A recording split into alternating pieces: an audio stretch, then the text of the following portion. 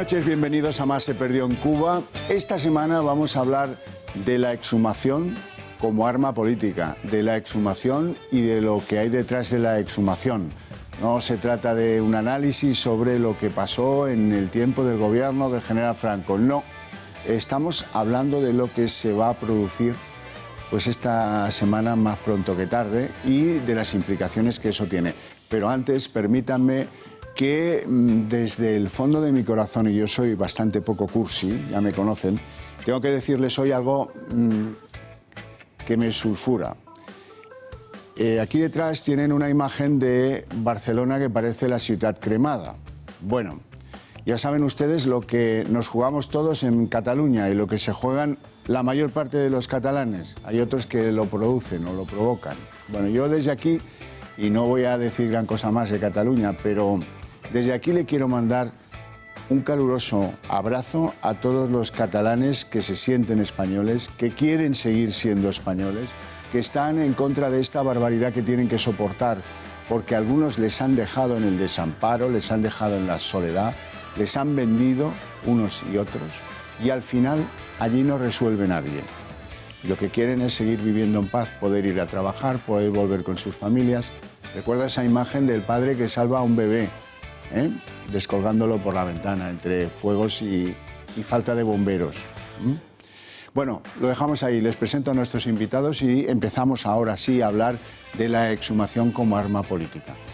El primero de nuestros invitados, a quien quiero agradecer vivamente su presencia en el programa, es don Francisco Franco. Gracias, un placer estar aquí. Don Francisco Franco es el nieto mayor del general Franco, del generalísimo o del ex jefe del Estado. Todas esas cosas son historia de este país.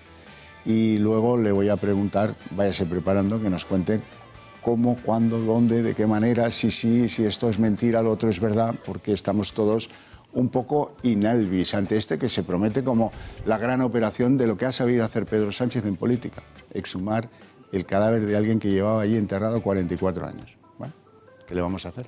Don Amando de Miguel, muy buenas noches. Muy buenas. Y bienvenido a Más se perdió en Cuba, usted que era veterano de las primeras oleadas del general Bayler. Usted fue con el general Bayler, ¿no? A las primeras, sí, como yo. Don Fernando Paz, muy buenas noches. Muy buenas noches. ¿Todo bien? Perfectamente. Se me olvidó decir que don Amando está en calidad de sociólogo y que don Fernando está en calidad de historiador en este debate, periodista, historiador, en fin. Lo que él quiera ser, si esto es así de sencillo, es la voluntad la que lo imprime todo. Don Eduardo García Serrano.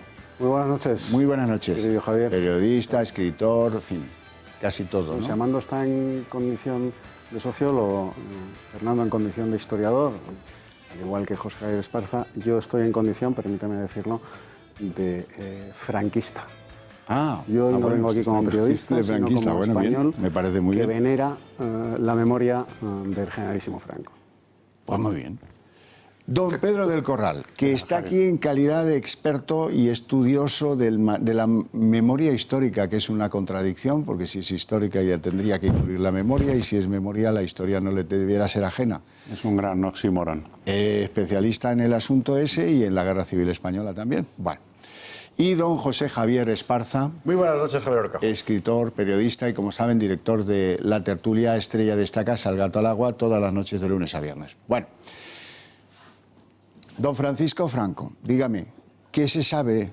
¿Cuáles son los designios de la Moncloa?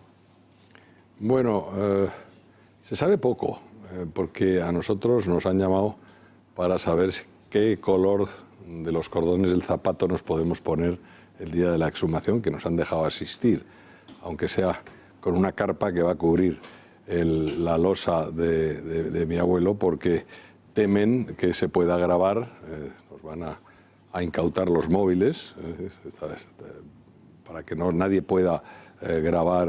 Me imagino que ellos lo grabarán, aunque digan que no.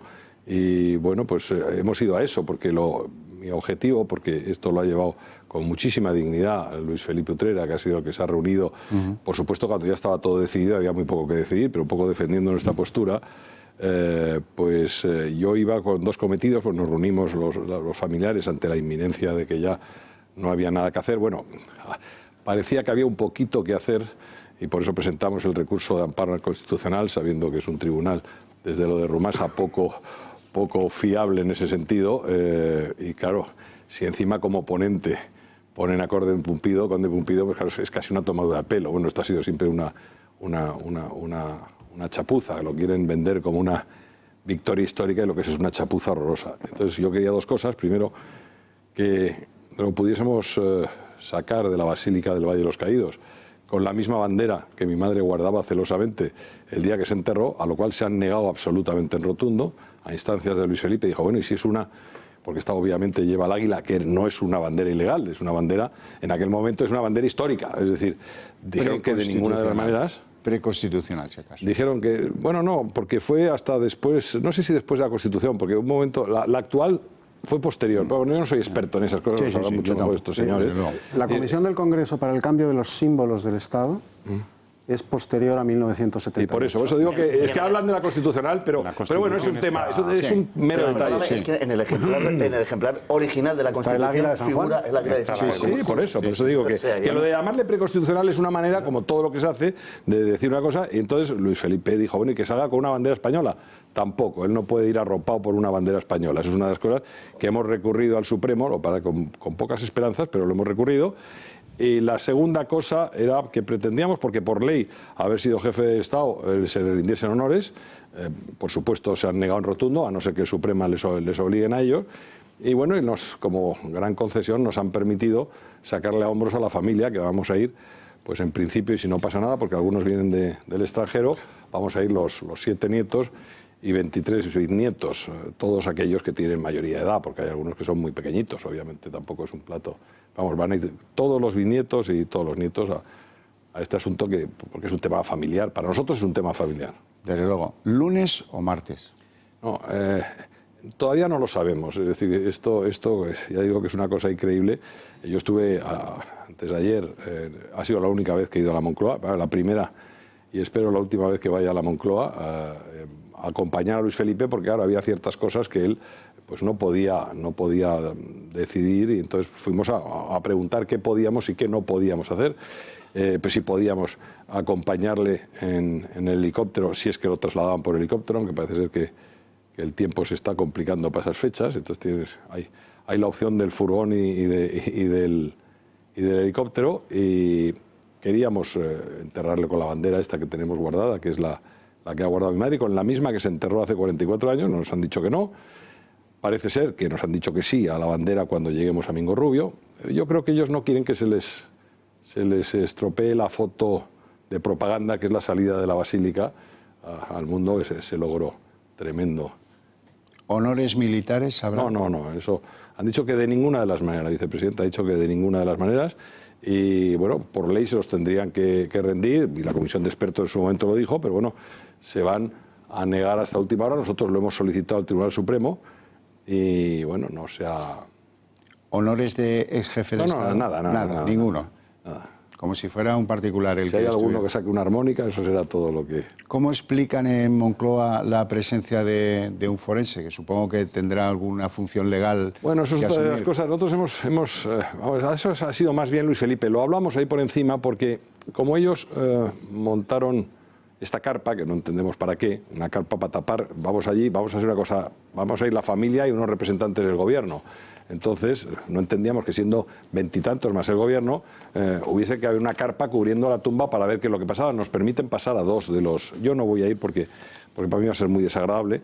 Y decían que la carpa era para los gases que pudiesen emanar en el momento de abrir el ataúd, si habría que abrirlo, que yo creo que no va a hacer ninguna falta porque hay una serie de detalles, porque está dentro de una caja de zinc, que está como se transportan a los cadáveres en los aviones, que permiten toda esa salida de cualquier cosa que hubiese dentro. Hemos hablado con gente y lo único que podía haber era del cloroformo, podía haber, pero eso se volatiliza en menos de un año.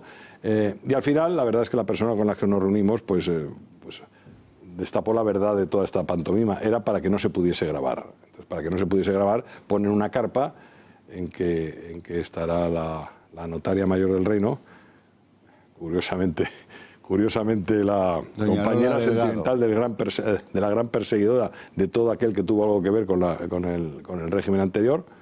Y bueno, y estaremos 2 familiares pues viendo que las cosas... Lo que pasa que hay una cosa que no sé si sabréis, porque yo no sé si se sabe, que se ha perdido la custodia de la tumba del Valle de los Caídos por lo menos en 48 horas. Al abad de la Basílica, la Guardia Civil le ha impedido acceder a la Basílica, pues yo creo que ha sido desde el viernes o desde el sábado, desde el viernes hasta el lunes. Tuvo que interponer una denuncia a la ¿cómo se llama esto? A la delegación del gobierno y a la Guardia Civil. No, la verdad es que no estoy muy en el detalle, a mí me lo ha contado Luis Felipe, y a la vista de eso, viendo, porque él es el titular de esa, pero es que le han impedido el acceso a lo que él es, porque él es el custodio de ese cadáver hasta que se vaya, con lo cual se ha perdido la custodia.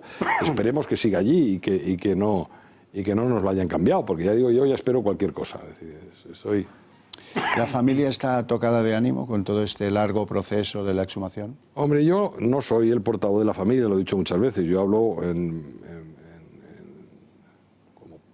como persona que soy uno más de ellos. La verdad es que en eso ha habido unanimidad de todos en todo lo que ha referido a mi abuelo, porque hombre, por un problema de hasta de propia dignidad nuestra, de decir, hay que hacer lo posible porque no haya esto para lo que a mí es un atropello, que es una expropiación del cadáver, ¿me entiendes?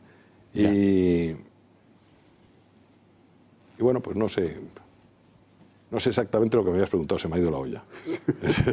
La pregunta exacta, ¿cuál era? No, la pregunta es cómo estaba de ánimo la familia. Ánimo, pues ya digo que de ánimo, yo personalmente, esto me lo esperaba desde el principio, yo siempre he dicho que iban a sacar el cadáver. Luchar, como nos dijo el representante del gobierno, contra el boletín oficial del Estado es imposible, y eso lo sabíamos, pero nosotros teníamos que hacerlo por dignidad. Y entonces hemos luchado, y a mí, personalmente, lo que más me preocupa, personalmente a mí, ya digo que eso es un tema más bien mío, me preocupa mucho más el constatar en experiencia propia la muerte de la separación de poderes en este país que el hecho de que exhumen a mi abuelo, que es una decisión política en la que la gente ha funcionado al dictado, ya te digo, ¿no? Bueno, muestra del encono, y ahora abro palabras para que todos se expliquen y se expresen en libertad. Pero muestra del encono es que hay siempre el final de la frase de alguien de este gobierno de Pedro Sánchez, cuando aborda el tema de la exhumación, es acortar el calendario. Y luego ya hay mofas y memes por todas partes, porque nunca pueden cumplir aquella fecha que ponen como límite. Cada vez que sale alguien pone el límite. La última hace muy pocos días y el límite está felizmente traspasado, pero eso no significa nada. ¿A qué viene eso? ¿Qué más da? Decides exhumar, decides que va a ser en breve y ahí te quedas. Pero no, vamos a ponerle fecha, que es lo que mola. Van a escuchar ustedes a Carmen Calvo, la vicepresidenta, cómo le pone una fecha. Disponer de un espacio de tiempo que va desde hoy, que lo hemos adoptado, y como fecha límite el 25 de este mes, de octubre, para proceder a la exhumación y la reinhumación de los restos de Franco. Determinaremos con 48 horas de antelación a la propia familia. Bueno, antes fue en julio, luego será en septiembre, luego el 15 de octubre, finalmente esta otra fecha, y ya veremos a ver cuándo se produce la exhumación. Y la pregunta que va a estar en boca de todos es, don Amando de Miguel, ¿esto hace que alguien gane votos? Pues no lo sé, francamente, pero aquí se discute una cuestión moral o de principios o de elegancia o de, no sé, o de oportunidad histórica. Si gana o pierde votos, yo creo que más bien pierde. Es decir, el cúmulo de errores que hay en esta decisión es tal que seguramente significará el fin del doctor Sánchez. Pero bueno, eso es yo qué sé, un futurible que no tiene mucho sentido. No, a mí lo que me llama la atención en todo esto es el cúmulo de paradojas sospechosas, vamos a decir así, porque después de 44 años se toma esta decisión, y ¿por qué no antes? Ha habido gobiernos legítimos de derecha, de izquierda, y ninguno tomó esta decisión. Esto empieza a resultar sospechoso. Y luego estamos ante un hecho, una noticia mundial, un acontecimiento mundial. Para empezar, estamos ante un mausoleo que es el más grande de la historia después de las pirámides de Egipto. Es decir, bueno, es como si las pirámides de Egipto se desmontaran, ¿no? Pues sería algo, dice, pero vamos a ver, pero ¿se puede desmontar esto? Y la paradoja es, siendo tan descomunal el asunto, ¿por qué mantener el secreto? el secreto de cuándo va a ser, de que no hay cámaras, de que no hay público, pero ¿cómo en una democracia se puede hacer cosas en secreto? Cosas de estas dimensiones. Claro está, el Consejo de Ministros se hace en secreto, pero algo de tanta trascendencia, por lo menos mediática, como se dice ahora, resulta sospechoso, ¿no? Por otro lado, tampoco es muy coherente la actitud del gobierno contra el símbolo del Valle de los Caídos, porque sigue llamándolo Valle de los Caídos. Pues no lo llame usted Valle de los Caídos, porque llámelo Cuelgamuros. Para empezar, no es un valle, es una expresión política, histórica. Usted tiene que prescindir de esa denominación, pues lo sigue llamando. En cuyo caso, claro, si fueran coherentes, tendrían no que sacar el cadáver de Franco, sino dinamitar la pirámide, digamos. Pero claro, a ver quién se atreve con esto. No des ideas. No. Yo estoy viendo las paradojas que hay, las contradicciones que hay en todo este asunto, que son elementos contradictorios. La primera paradoja es que van a cumplir el deseo de Franco, que nunca dijo que quería ser enterrado en el Valle de los Caídos, y aquí está Francisco para confirmarlo.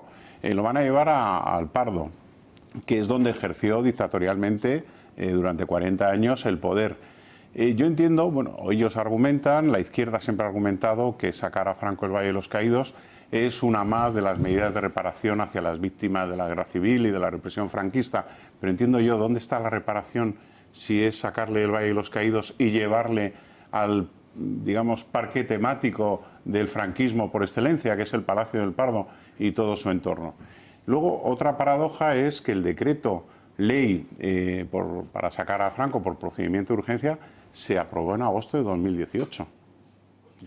Bueno, una urgencia, 20 años de gobierno socialista, como ha recordado muy bien Amando. Bueno, pues verdaderamente estamos ante un recurso, no sabemos electoralista con qué resultado y con qué finalidad, incierta, bastante incierta, pero sí que está claro que Pedro Sánchez no tiene otro proyecto que, bueno, se habla de la resignificación del Valle de los Caídos. Me parece mucho más importante el intento de resignificación de la España constitucional, de la España de las libertades, metida en este convoluto de que es una herencia del franquismo, de que el franquismo sigue todavía imperando, de que los jueces obedecen a tal.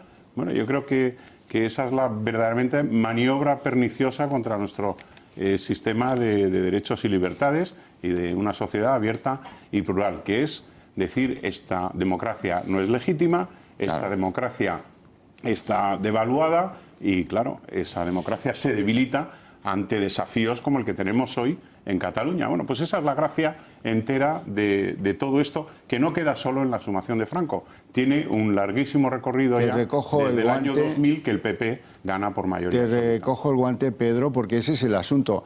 ¿Hay detrás de la exhumación un plan oculto en el sentido de romper con esa gran transición que fue la que, pues de algún modo, reconcilió a los españoles? ¿Se trata de romper con ese espíritu del 78? Oculto, ¿no? Está detrás, bueno, oculto, bueno, déjeme que lo periodístico es decir oculto. Si digo que lo puede ver todo el mundo, pues entonces ya me contará.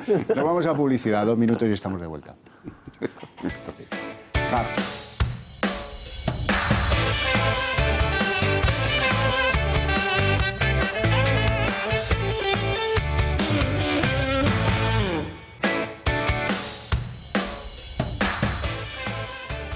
Sábado por la noche y no sabemos si será el lunes, el martes o a lo mejor el miércoles, pero me da... El lunes no. El lunes no será, pero ya no cabe... Y... Bueno, hay compromisos que ya sabe usted, que se lo lleva el viento, pero... Ya ese...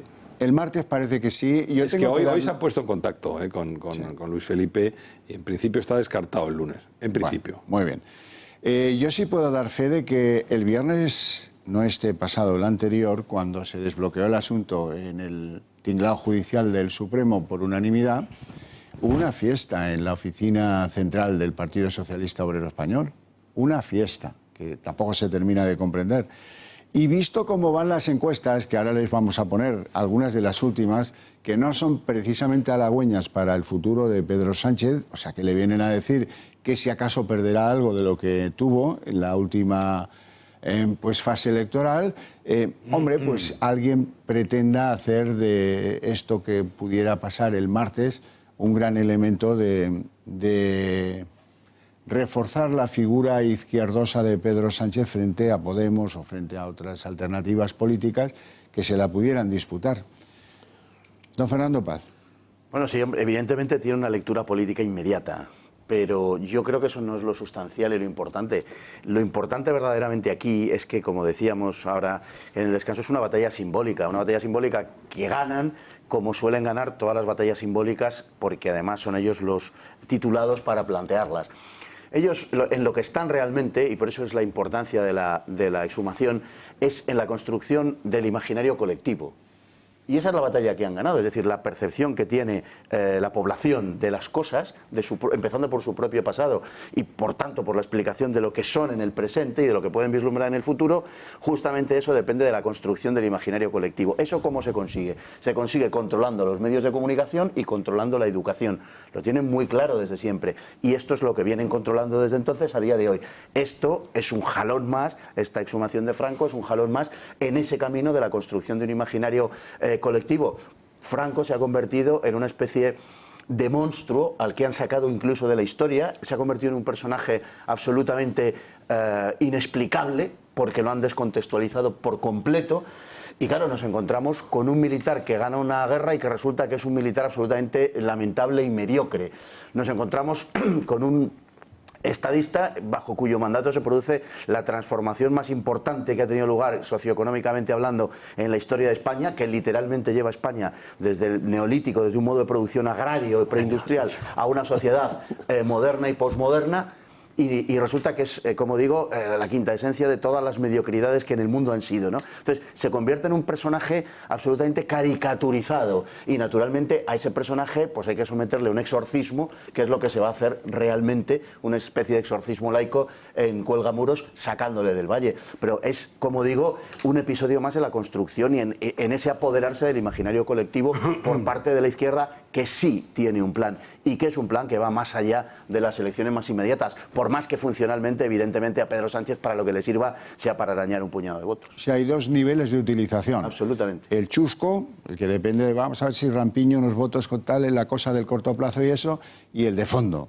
Eso el de fondo. Eso es. Y el de fondo es enterrar aquello que fue la reconciliación del 78. Es que hay un propósito más allá, que es cargarse la transición. La obsesión de la izquierda desde hace mucho tiempo es empalmar con la legalidad republicana porque se deslegitima todo el tiempo del franquismo. Realmente ellos no quisieron la transición. Si recordamos lo que pasaba el año 76-77 y lo que pedían era la ruptura, no la reforma. Sí. Por eso execraron la reforma, porque lo que temían, aunque decían lo contrario, lo que temían no es que el franquismo no hiciera la reforma, lo que temían es que el franquismo hiciera la reforma. Y eso fue finalmente lo que pasó, por eso hoy lo condenan. Bueno, escuchamos a otra de las que ha puesto empeño y decisión en este asunto toda, Isabel Celaá. Falta algún detalle por pulir, por tanto no sabemos si será este viernes o será el próximo, pero puede que sea este viernes, vamos a verlo. Falta la fecha por situar una vez de que la sentencia del Tribunal Supremo ha sido tan meridianamente clara y tan extensa, ¿no? Don Eduardo García Serrano. Bueno, pues siguiendo la línea argumental que ha marcado Fernando Paz, esa reforma política tan alabada hoy, esa constitución del 78 y esa reconciliación que dicen se produce a través de la constitución del 78, todo eso es una inmensa mentira de consenso. La reforma política se empieza a plantear con Franco vivo. Es Franco el que lidera los pasos, junto al general Vernon Walters, norteamericano, que hablaba un español castizo fantástico. Es el general Franco el que diseña lo que va a suceder después de su muerte. Es él el que empieza a hacer la reforma política, a diseñar la reforma política.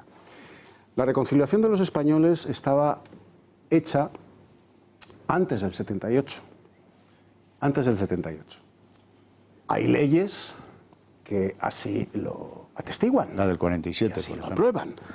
O sea, no me estoy inventando nada. Y como ejemplo, pues si me permites, Javier, yo, que soy ya mayorcito, tenía 19 años cuando murió el generalísimo, pues te diré que yo pasé mi infancia, mi adolescencia y mi primera juventud en la OGE, heredera del Frente de Juventudes. Yo pertenecía al hogar de Buenavista Chamartín de la OGE. Te estoy hablando de los años 60 y primeros 70. En mi escuadra, la escuadra Hernán Cortés de la centuria Ramiro Ledesma Ramos, éramos 7. 5 de los escuadristas eran hijos de combatientes del Ejército Rojo. Solo 2 éramos hijos de combatientes del Ejército Nacional. Y convivíamos en perfecta armonía. Nadie le echaba en cara a nadie en qué bando habían combatido sus padres. Nadie. La reconciliación estaba hecha ya en los hijos de los combatientes. Y yo soy hijo de un combatiente. Los hijos de los combatientes estábamos reconciliados. Nos habían reconciliado nuestros padres. Que luego se quiso vender que los españoles estábamos, como el célebre cuadro de Goya, a palos entre nosotros hasta que llegó la Constitución del 78. Bueno, eso es falso y yo, que viví la época, puedo dar fe de ello. ¿Qué está pasando hoy? Efectivamente, el franquismo, como tal régimen político, hoy, ni siquiera los franquistas, y yo lo soy, trataríamos de reinstaurar un régimen como el del generalísimo Franco, en tanto en cuanto las coordenadas espaciotemporales y la sociedad española no está en esa situación que originó la llegada del general Franco al poder. No. ¿Pero qué sucede? Pedro Sánchez y Zapatero, que como bien ha puntualizado Fernando, Zapatero nada más llegar al poder, lo primero que dice es que él encuentra su legitimidad, no en la Constitución del 78, sino en la Constitución de la Segunda República. Esto lo dice Zapatero nada más llegar al poder. Mi legitimidad está en la Constitución de la Segunda República, no en la del 78. Bien, no hay franquistas, sensu estricto, en el país, pero sí hay muchos millones de españoles que, hartos de esa leyenda negra, ya son los nietos, estoy hablando de los nietos de los combatientes, hartos de esa leyenda negra que nos ha presentado a Franco como una especie de Atila, se hacen la siguiente reflexión, en la intimidad de sus hogares. Mi abuelo, que combatió en el Ejército Nacional, es la mejor persona que yo he conocido en mi vida. Mi abuelo jamás hubiera formado al lado de un Atila como el que nos están vendiendo, que fue el general Franco. Y a partir de esa vía emocional, de esa vía sentimental, de esa vía familiar, hay muchísimos millones de españoles que rechazan, por pura emoción familiar, por pura evocación de sus abuelos combatientes del bando nacional, la leyenda negra del general Franco. Bueno, antes de dar voz a don José Javier Esparza, que estaba ansioso, quiero recordar eso que tú decías, 1947. Estábamos hablando del año 75, cuando muere su abuelo y cuando es enterrado. Pues 1947. Se conoce que Franco para sus adentros siempre fue monárquico, porque en el 47 genera una ley de sucesión en la jefatura del Estado que a quien sitúa como sucesor en el 47 es al que fue luego el rey Juan Carlos. Véanlo. El 6 de junio de 1947 se celebró un referéndum sobre la ley en el que, según los resultados oficiales, votó el 89% del electorado. Según el recuento, el sí ganó con el 93% frente a un 4,7% a favor del no y un 2,3% de votos blancos o nulos. Esta ley pretendía asegurar a su vez una continuación de la sucesión. ¿Me permites un inciso? Esto de lo de los referéndum, yo creo que para la gente joven, que no lo sabe, en la época de mi abuelo sí se votaba. Sí se votaba. Y hay dos anécdotas muy curiosas de esas. Y es que mi padre se presentó 2 veces a procurador en Cortes en la época de mi abuelo por el tercio familiar en Jaén y no salió elegido. Y yo era una persona suficientemente mayor, tendría Entonces 15 ya años. mandaba el PSOE en Jaén. En Jaén, Era una pues a lo broma. mejor mandaba el PSOE, porque había mucha gente en el sindicato vertical que era de izquierda, así que oye, estaba Tierno Galván en las cátedras, es decir, eso no hubiese pasado hoy. Y luego otra anécdota muy curiosa, es decir, que yo lo he contado muchas veces, es que yo viví en primera persona en una comida en el Pardo la alegría que se produjo cuando el último referéndum que se votó en España, que fue en el 67 para nombrar a Juan Carlos a título de rey, sucesor de él a título de rey. Mi abuelo no las tenía todas consigo. Es decir, estaba muy preocupado porque había muchísima gente dentro del régimen que no quería la monarquía. Era una cosa que se fue trabajando pues desde el año 47. No digo que no pensase que iba a ganar, pero ganar por poco, cuando, hombre, obviamente libertad de prensa no había en esa época, y estuvo muy preocupado. Y en la comida, cuando se supieron los resultados, porque entonces los resultados no eran automáticos, hubo una gran alegría. Y se comentó, curiosamente, dónde había habido más votos en contra. ¿Y sabes dónde fue la circunscripción donde más votos hubo en contra? En el monasterio de Montserrat, donde el 80% de los votantes, yo no tengo los datos, pero para vosotros, para los historiadores, es un tema realmente interesante porque se comentó en el Pardo, en el comedor, eran o los curas de Montserrat o gente adlátera a Montserrat. Salió un 92% que no. En esa circunscripción, en Montserrat. Con lo cual, es que la gente no sabe que se votaba en época. A lo mejor es que los monjes de Montserrat eran todos falangistas, Francis. Pues votaron todos en contra. En contra al nombramiento de Juan Carlos. Muy rápido. Muy breve. ¿Cuándo había más libertad individual en el régimen de Franco o con la España de Sánchez hoy, después de todo esto? Recordábamos el otro día en el Gato al Agua, el miércoles pasado, que es el día que yo voy, con José Javier Esparza, que en el año 72 se entierra en España a Melchor Rodríguez, el anarquista que acaba con las atrocidades de Paracuellos del Jarama y las sacas de presos. En el año 72 se le entierra en la Sacramental de San Isidro, cubierto con la bandera de la CNT, la bandera de la Segunda República, y con sus camaradas de la CNT-FAI, año 72. Quedaban 3 para la muerte del caudillo. Cantando a las barricadas. Cantando a las barricadas, sí, en el cementerio. Había representación del gobierno. No pasó nada. Nada. Don José Javier Esparza. Bueno, yo en este asunto veo fundamentalmente 3 planos, por así decirlo, sin entrar en el jurídico, porque no se puede considerar esa sentencia del Supremo como algo jurídico, es otra historia distinta. El primer plano, que me parece que hay que subrayar porque tiene una enorme importancia, a pesar de que pasa desapercibido en el debate, es el antropológico. En el siguiente, no apague la televisión, no es una palabra extraña. En el siguiente sentido. Vamos a ver, cualquier cultura descansa en el culto a los muertos. A partir del momento en el que una sociedad se permite andar jugueteando con los muertos como algo, como un objeto cualquiera, la civilización da un paso atrás. Quiero recordar que el mayor signo de barbarie de la Revolución Francesa no fue el asesinato masivo, eso había pasado antes y pasó después, sino la profanación masiva de los huesos de los reyes en la iglesia de Saint-Denis. Aquello impresionó a todo el mundo, porque, vamos a ver, la historia está llena de muertes, pero de profanaciones no.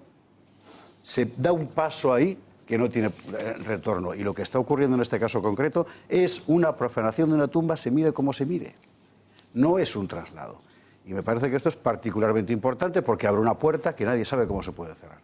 El segundo plano es el político en el sentido que indicaba antes Pedro Corral y también apuntó a Fernando, que es de la mayor importancia. Es decir, 44 años después no es una venganza contra Franco. 44 años después es una venganza contra la herencia de Franco. Y la herencia de Franco es la España que supo construir exactamente el modelo para el que Franco dejó preparada España. Es decir, una democracia pacífica y tranquila que arranca con la ley de reforma política que llevan a cabo gente con la camisa azul y que se la quita para... Como Eduardo, ¿sí? Que se la quita para que pueda ser una democracia. Es eso lo que se está atacando con esta medida. ¿Por qué? Y este es el tercer plano. Digamos, el plano estrictamente partidista de lo que al PSOE le interesa. Porque el socialismo español necesita, como sea, una nueva legitimidad, aunque sea fantasmagórica, recurriendo a la mitologización del personaje Franco.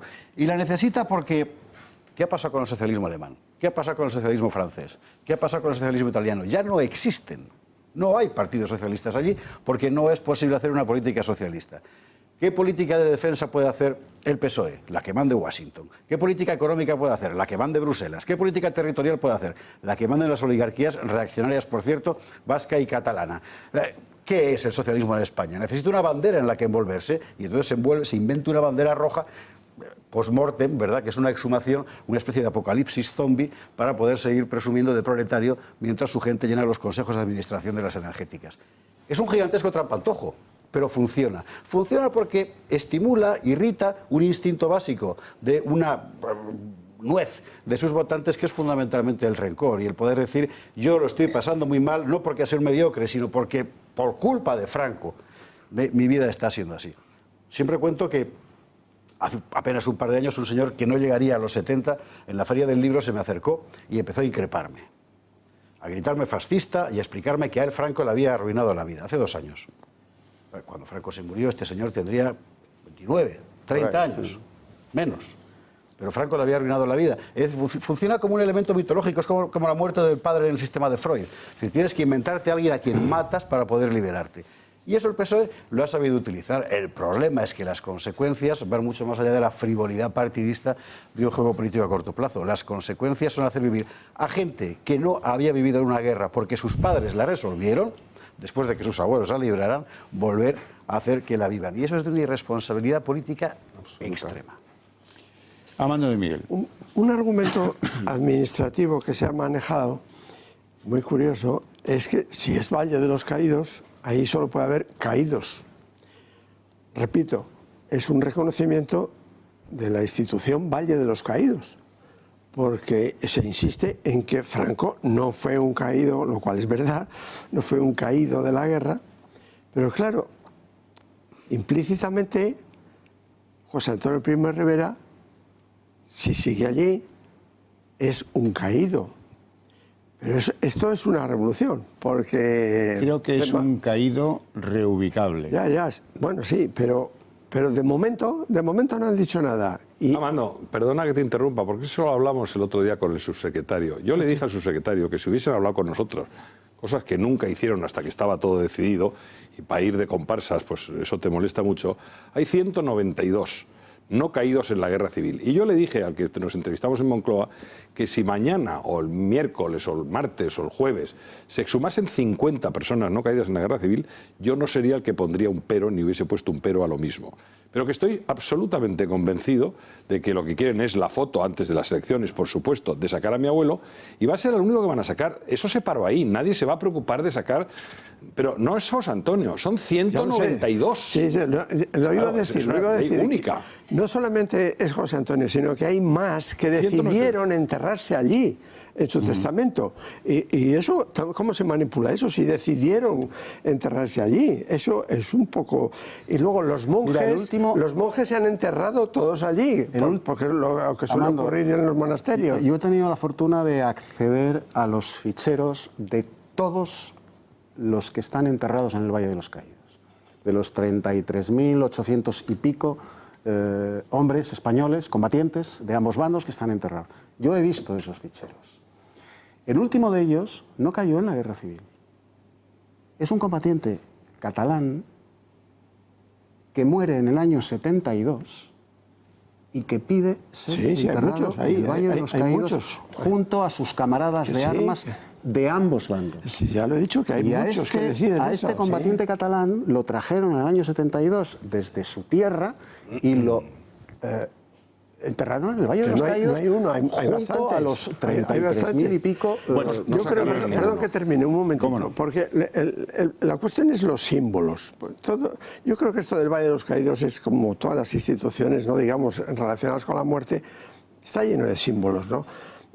Nos dice nuestro amigo Francisco que no le dejan poner la bandera con el escudo del jefe del Estado. Hombre, es ridículo porque uno de los pocos símbolos, porque en el Valle de los Caídos hay muy pocos símbolos políticos, pero uno de ellos muy grande es el escudo de Franco. Por cierto, el escudo no tiene que ver nada con la nación, sino con el jefe del Estado.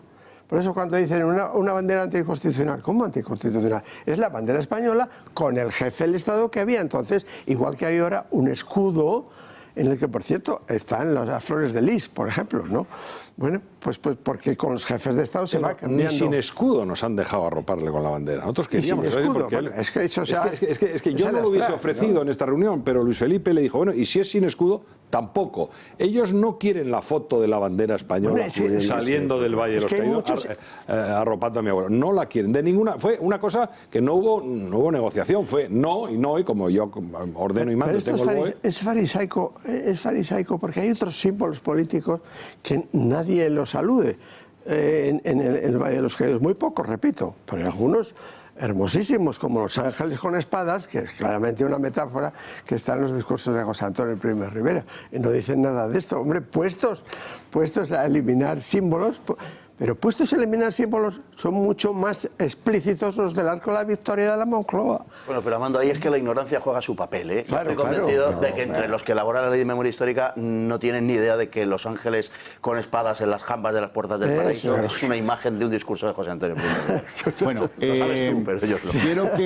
quiero que recuerden estas imágenes porque son del presidente del Gobierno en funciones en la Asamblea General de Naciones Unidas, donde llevó ese tema para presumir de él.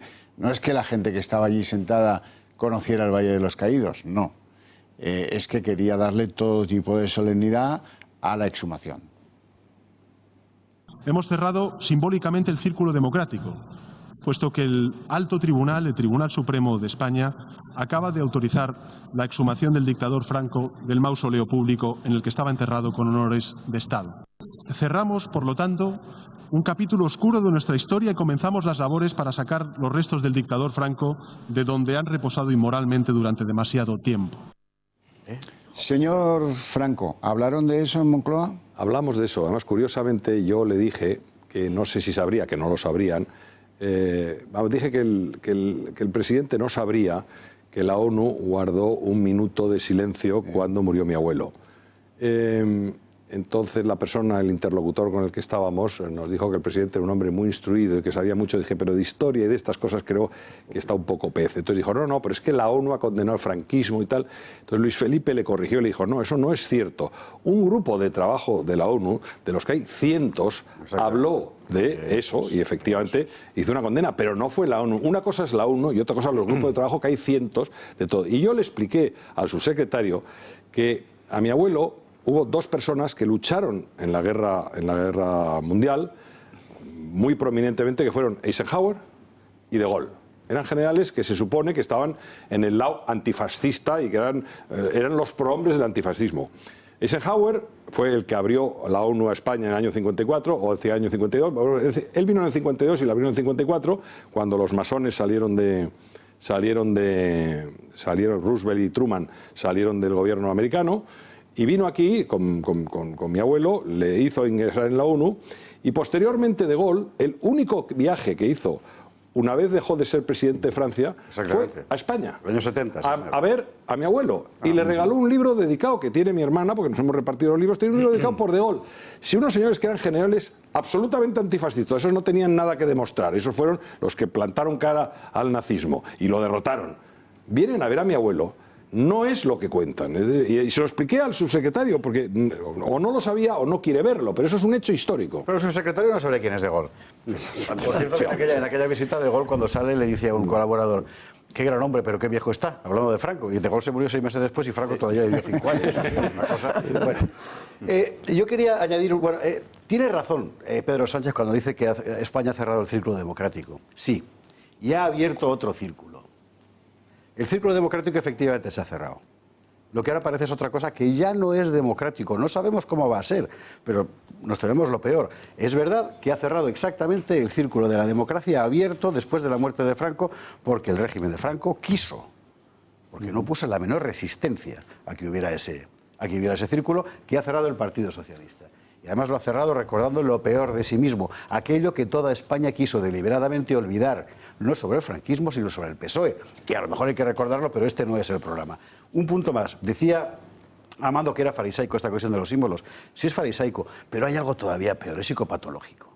Es decir, el encarnizamiento post-mortem es algo psicopatológico. Yo puedo entender políticamente que haya, porque eres Franco, no puede estar en el Valle, y tal, pues bueno, vale. Pero es todo este asunto de que no haya nadie, que está allí Carmen Calvo haciéndole conjuros, me imagino que le hará conjuros, no lo sé, Dolores Delgado, me imagino que con saumerios y tal, de que no haya una bandera, la ouija etcétera. La tiene Cela, ¿eh? Sí, eso está clarísimo. Estoy convencido. Bueno, ya, y de Montero no hablemos. Todo eso, estamos caricaturizando lo que en realidad es tremendamente patológico, Es insólito. Es decir, en ningún país de Europa se ha visto nada semejante con un estadista. Bueno, yo no hablo de Napoleón, en fin, que fue, mató muchísima más gente, el ¿verdad? primer gran asesino de masas de la historia Napoleón moderna. mató mucha más gente que Franco y sus enemigos juntos. Muchísima más. Lo tienes en los inválidos, ¿verdad? Bien, bueno, a ningún país se le ha ocurrido hacer una cosa semejante, sencillamente porque es cortarse una mano o más. Este gobierno lo ha hecho. ¿Por qué esa mano le importa un bledo? Porque son solo ellos, efectivamente. Han cerrado el círculo democrático, han abierto otra cosa en la que podemos temernos lo peor.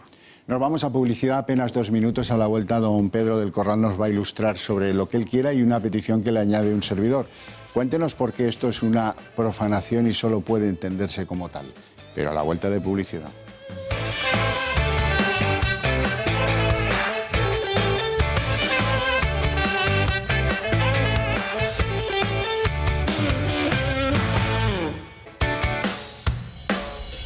Bueno, habíamos dejado esto en que estaba a punto de contarnos algo don Pedro del Corral. Bueno, yo lo primero es que quiero puntualizar algo que ha dicho Eduardo. La España de Pedro Sánchez no es la España de Pedro Sánchez, es la España de todos. Y yo creo que todos podemos estar orgullosos de la España que tenemos. Y estoy orgulloso de vivir en la España de 2019, en la España de las libertades, que no puede compararse de ninguna manera con la España de 1974, en cuanto a libertades individuales. Yo eso lo tengo bastante claro. Y a José Javier, lo de la herencia de Franco, el primero que renuncia a la herencia de Franco es el rey don Juan Carlos I, que renuncia al poder absoluto que le confiere ser sucesor del jefe del Estado. Y él es el que abre con Torcuato Fernández Miranda esa puerta hacia la sociedad democrática. Puede abrirla porque tienes herencia en la mano, si no, no habría podido. Les haces el juego a los radicales diciendo que esto es la herencia de Franco. Pedro, y no lo es. Esto es una decisión, este sistema que tenemos, es una decisión de un señor que renuncia a esa herencia. Yo te vuelvo a hacer la pregunta, Pedro. Te vuelvo a hacer la pregunta tipo test. Respóndeme sí o no.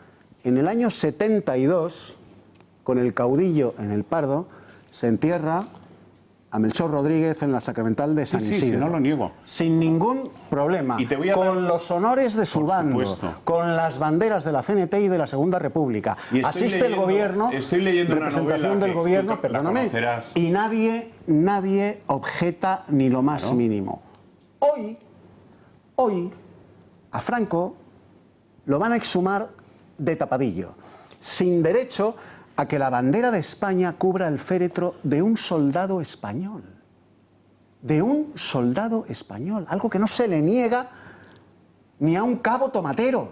Pedro. Sí, pero no vas a compararme a Melchor Rodríguez. Hoy 2019, a Franco no se le puede enterrar como en 1972 se enterró a Melchor Rodríguez. Te voy a dar la razón, Eduardo. Estoy leyendo ¿Es verdad o no Los que es verdad? perdimos de Ángel María de Lera. ¿Es verdad o no es Editorial verdad? Planeta, año 74. Un año queda para la muerte de Franco.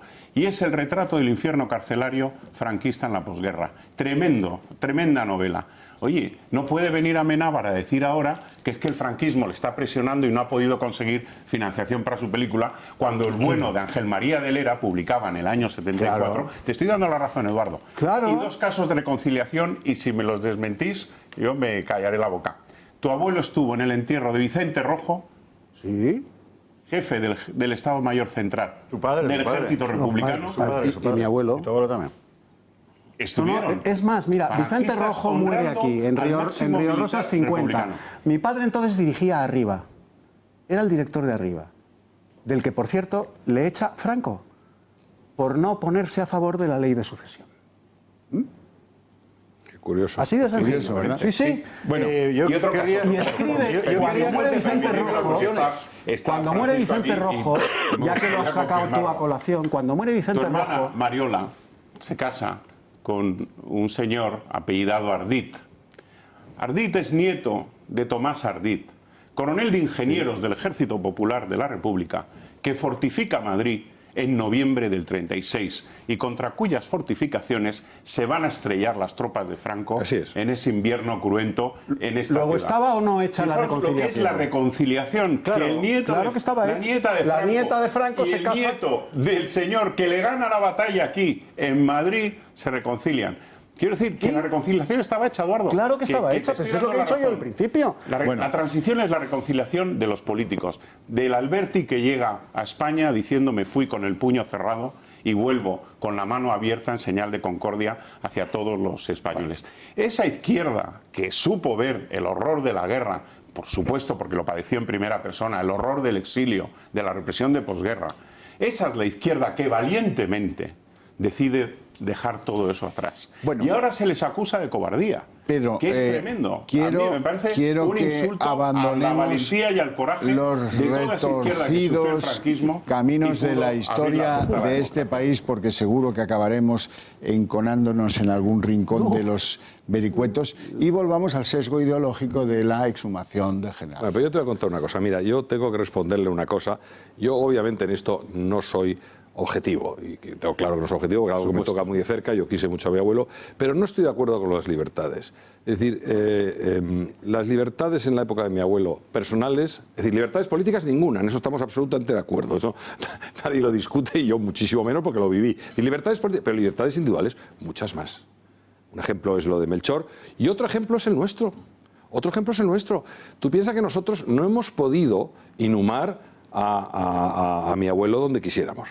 Yo personalmente dije, desde mucho antes de que esto, cuando esto empezó, y te estoy diciendo nada más, yo dije que el día que a mi abuelo lo sacasen del Valle de los Caídos, por lo que decía Fernando de la simbología, yo tiraba la toalla, porque en el fondo, ¿qué más da? Ya lo han sacado del Valle de los Caídos, mi abuelo, y lo he dicho en otra ocasión, le hubiese dado exactamente igual que hubiese hecho con sus restos, como si los tiran al mar, como el de Bin Laden. A él, si hubiese sido enfrentamiento para 3 españoles, él jamás hubiese querido ser motivo de confrontación. Eso lo tengo clarísimo, porque además fue muy cercano a él.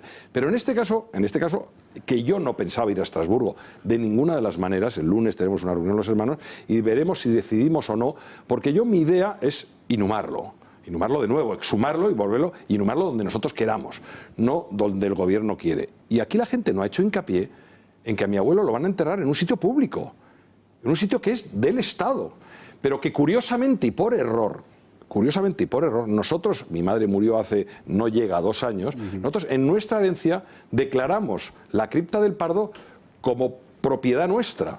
Patrimonio y pagamos de la impuestos por ella, poco, porque en Madrid, gracias a Dios, se paga poco, es decir, pagamos poco por impuesto de sucesiones, y cuando lo declaramos, Patrimonio dijo, no, es que esto no es suyo, es que esto es de Patrimonio. Nos lo reclamó, nos pidió el título, que obviamente no teníamos, porque había cosas de hace mucho tiempo no teníamos, y dijimos, bueno, pues si es suyo, pues quédenselo. Es decir, porque claro, estaba mi abuela, teníamos llave, estaba lleno de humedades, y entonces, y mi madre, todos los santos iba siempre, iba ante una chica que teníamos en casa, que estaba en el Pardo, que iba a limpiar la cripta de mi abuela, pues para cuando fuésemos, y a poner unas flores. Es decir, hacen la reforma en Mingo Rubio ya hace varios meses, cuando empieza toda esta historia. Nosotros ya no tenemos la llave ni la vamos a tener, porque eso fue una de las cosas que hablamos. Ustedes se lo llevan, es decir, secuestran el cadáver. No, habrá una llave que tenga, no sé quién nos dijo, que iba a haber 2 llaves, una en el propio cementerio, pero vete tú a saber si sabrían dónde la tienen, dónde la tienen, y pidiendo la otra la tendría Patrimonio. Es decir, nosotros no vamos a tener una llave de algo que hemos tenido durante 40 y tantos años porque estaba mi abuela ahí, ahora va mi abuelo y no vamos a tener esa llave. Y lo van a meter en un sitio público. Entonces, ahora mismo un objetivo, por lo menos para mí, que ya digo que a mí, y además no digo que hayamos tenido discusiones porque gracias a Dios mi familia está muy unida en este tema, yo, y se lo manifesté a Luis Felipe, a todos, yo no iba a ir a Estrasburgo. Porque a mí no me produce ningún placer que a toro pasado le enmienden la plana al gobierno español, y aunque sea, pero es el gobierno español, ni a los tribunales españoles. Yo no pensaba ir a Estrasburgo. Y creo que el lunes me voy a decantar porque sí, porque hay muchos de mis hermanos que lo quieren. Pero simplemente para poder el día de mañana disponer del cadáver de mi abuelo y de mi abuela, que saldrán los 2 de allí, porque eso que dicen que mi abuelo quería enterrarse con mi abuela, no es verdad. Él nunca quiso dejar esa patata caliente a alguien. La que le dio muchísima pena fue a mi abuela cuando lo enterraron en el Valle, porque sabía que no iba a descansar con él. Pero era mi abuela, que para ella su marido lo era todo. Pero mi abuelo jamás pensó que es que no le importaba, es que le daba igual. Bueno, Fernando, te arrojo el guante de la profanación, pero antes quiero que ustedes escuchen algunas declaraciones de Pedro Sánchez, a ver si encuentran el sesgo ideológico que está como alimentando el motor de esta decisión. El Gobierno espera dar pronto cumplimiento a la Ley de Memoria Histórica y también al mandato de esta Cámara, porque una democracia no puede tener un mausoleo dedicado al dictador. A partir de aquí, lo que sí que le puedo garantizar es que lo vamos a hacer cuanto antes. Desde el punto de vista, de procedimiento, pues eso serán unas semanas. Don Fernando Paz. Bueno, lo primero, comentar lo que acaba de decir el doctor Cufraude, que habla de un mausoleo dedicado a un dictador. No es un mausoleo dedicado a un dictador, no es verdad.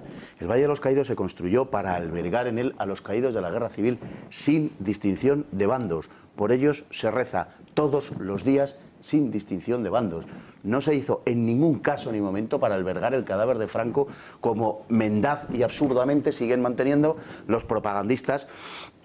Bueno, los propagandistas de siempre. Fue una decisión del rey, Juan Carlos, la primera decisión que toma, creo, que es la de que Franco sea inhumado en el Valle de los Caídos, pero no lo dispuso así en absoluto Franco. Por tanto, la idea de que Franco diseñó todo aquello y tal en forma de hipogeo para enterrarse como un faraón es absolutamente mentira, es falso por completo.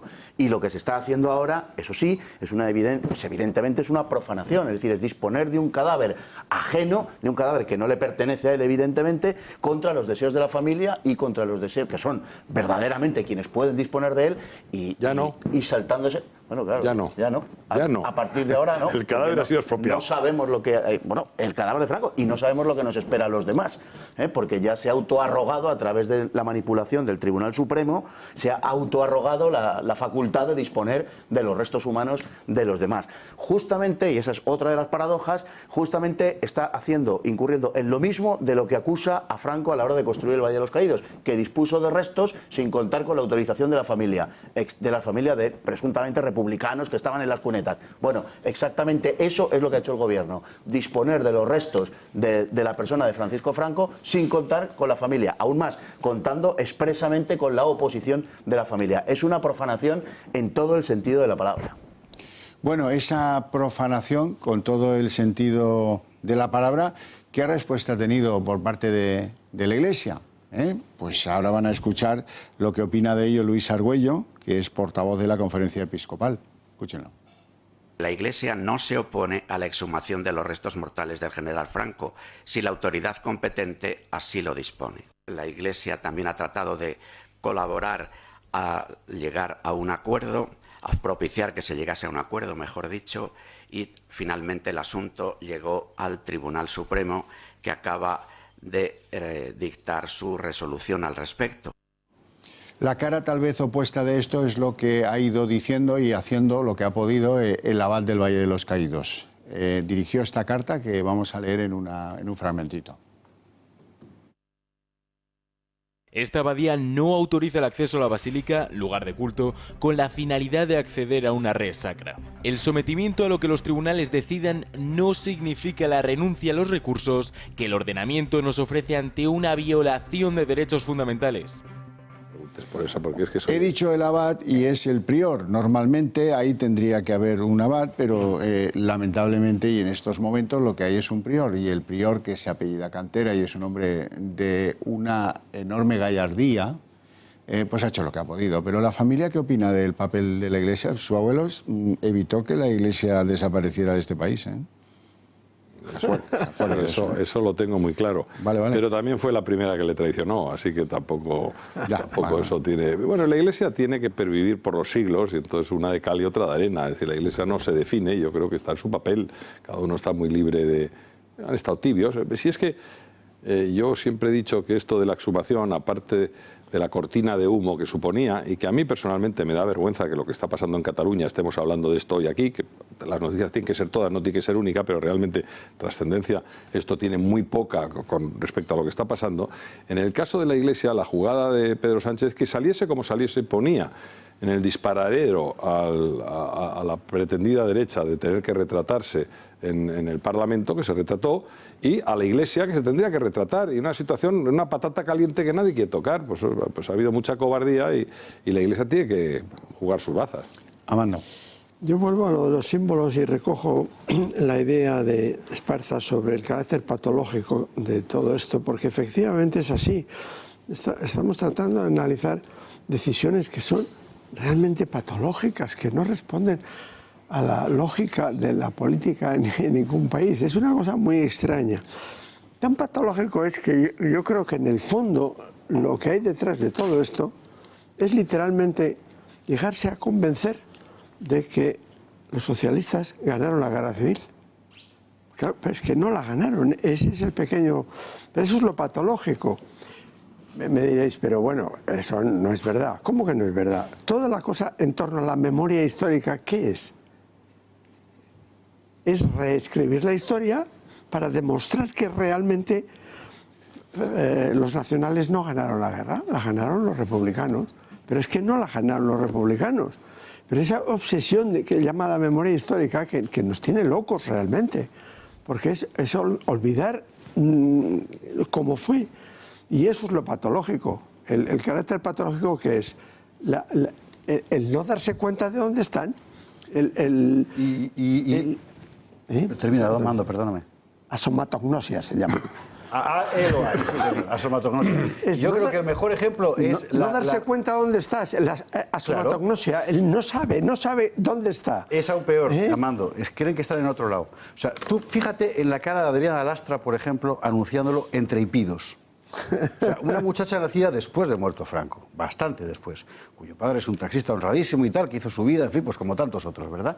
Para ella era algo absolutamente religioso, y es lo demencial de esta situación. Esta gente ha construido un relato para tratar de justificarse a sí mismos y ¿cómo decir?, recobrar el espíritu redentor que otro tiempo tuvieron, y en nombre del cual, por cierto, mataron a mansalva. Y dentro de ese relato redentor, ellos se han otorgado a sí mismos el papel de auténticos santos, en este caso santos invertidos. De ahí, yo estoy convencido de que Adriana Lastra, cuando sale llorando con este asunto, es sincera, y eso es lo patológico. ¿Qué es asomatognosia? Asomatognosia, el cuerpo no se da cuenta dónde está. Fíjate. Eso se da mucho en muchas enfermedades mentales, es decir, que no se dan cuenta dónde están. Esto es una asomatognosia colectiva. Porque eso es lo que deben sufrir ustedes cuando me ven con el dedo así. ¿Este es Urbano o sufre eso de la... Venga. No, que estamos, iba a abundar en lo mismo y en otra cosa. Lo primero decir eso, efectivamente, que estamos ante un fenómeno cuasi religioso. Y eso hay que entenderlo desde ese punto de vista, y las manifestaciones del fenómeno son perfectamente visibles. Yo hablaba antes de un exorcismo y es algo muy parecido. Cataluña también. Y luego otra cosa, sí, donde estamos, y es que estamos en un mundo casi mágico, ¿no? Y luego otra cosa, estamos hablando de la Iglesia y me gustaría puntualizar algo. No ha sido la Iglesia, ha sido la Conferencia Episcopal, que ha tenido un comportamiento abyecto, sencillamente abyecto, pero Iglesia también es el padre cantera, Iglesia somos todos los bautizados y tal. Entonces, en ese sentido, quería recordarlo. Pero quiero subrayar que el comportamiento de la Conferencia Episcopal es nauseabundo, porque ese señor al que sacan de ahí es el que ha permitido que en España hoy exista una Iglesia, que en España no fueran exterminados más que, entre comillas, 60.000 católicos por el hecho de serlo y 7.000 religiosos. No hubiera quedado una Iglesia en pie en España, como dijo Andrés Nin, en la zona republicana, en la zona del Frente Popular, de haber ganado ellos la guerra con absoluta seguridad. Por tanto, podían mostrar cuando menos un poquito de deferencia. Bueno, antes el nieto mayor del general Franco hacía alusión a lo que, cómo eludía un poco el bulto del Partido Popular. Bien, escuchen cómo Casado se abstuvo el año pasado cuando se votaba en las Cortes el decreto ley de la exhumación. Pero tiene un sentido, es decir, tiene un sentido. En este país se ha vivido desde hace mucho, hemos pasado de la época de mi abuelo, a la que le llaman una dictadura, yo creo que era más una autocracia, pero llamémosle dictadura, a la dictadura de lo políticamente correcto. Y el problema es que la dictadura de lo políticamente correcto lo dice la izquierda, lo que es políticamente correcto, pero por vaciamiento de la derecha, porque no ha defendido ninguna idea. Como no ha defendido ninguna idea, se ven que si se enfrentan a lo políticamente correcto dictado por la izquierda, y esto del Valle de los Caídos parece ser que lo políticamente correcto es sacarlo de allí, les pone en una situación donde ganan siempre. Es decir, yo creo que han sido muy hábiles. Vamos a ver lo de Casado. El año pasado, 2018, decreto ley para exhumar el cadáver de Franco. Nosotros somos coherentes. Tuvimos una posición de voto hace unos meses en esa iniciativa que vamos a mantener, pero queremos dejar muy claro que el Partido Popular quiere mirar para lo que tiene que pasar en España dentro de 40 años y no volver a reabrir las heridas que sucedieron hace muchos años. Y por tanto vamos a lo importante, creo que es una cortina de humo.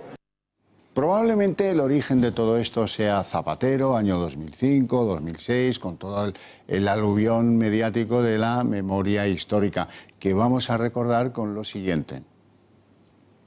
La Ley de Memoria Histórica fue aprobada por el Partido Socialista en el año 2007. Tan solo Partido Popular y Esquerra se mostraron en contra. Así explicaba la ley la entonces vicepresidenta del Gobierno. Esta es una ley que se ocupa de las víctimas y de sus familias, que deja a la historia a los historiadores, a los jueces lo que es de los jueces, y que, al tiempo que amplía, extiende e instaura derechos, reconoce a cada persona el derecho a conocer y recuperar su memoria personal y familiar.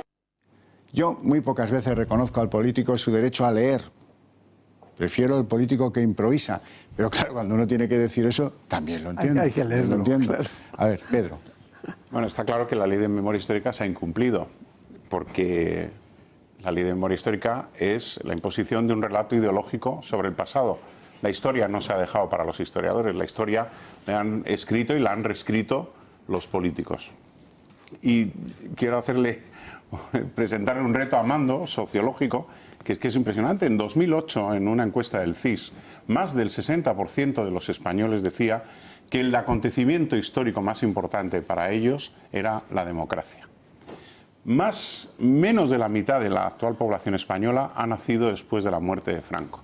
¿Cómo es posible que estas nuevas generaciones se les esté convenciendo de que lo más importante de sus vidas ha sido Franco y el franquismo? Como el caso de Adriana Lastra, ¿verdad? Y tantos otros dirigentes jóvenes de la política actual. Hombre, pues yo te explico por qué. La verdad termina. Es impresionante. O sea, ese juego de la memoria histórica ha calado mucho más allá de lo que era originariamente algo que quiero decir, que es que desde el año 78 todos los gobiernos de todos los colores políticos han aprobado medidas de reparación por agravios o por injusticias que hubieran quedado pendientes fruto de la guerra civil y de la dictadura. La Ley de Memoria Histórica tiene una serie de artículos, y alguien me abroncó cuando lo recordé, que en la Comisión Constitucional el Partido Popular aprueba, vota a favor. ¿Por qué? Porque es que le estamos cobrando el IRPF a los que reciben una indemnización por haber estado en las cárceles de Franco. Pero vamos a ver, ¿cómo se les puede dar una indemnización y luego retenerles un IRPF, ¿no? Creo que era así el articulado. Bueno, pues eso se vota a favor. Lo que se ha utilizado la Ley de Memoria Histórica por la izquierda, sobre todo, es para blanquear su responsabilidad histórica en el desastre de la Segunda República, en la Guerra Civil y los 40 años de dictadura que tuvimos después.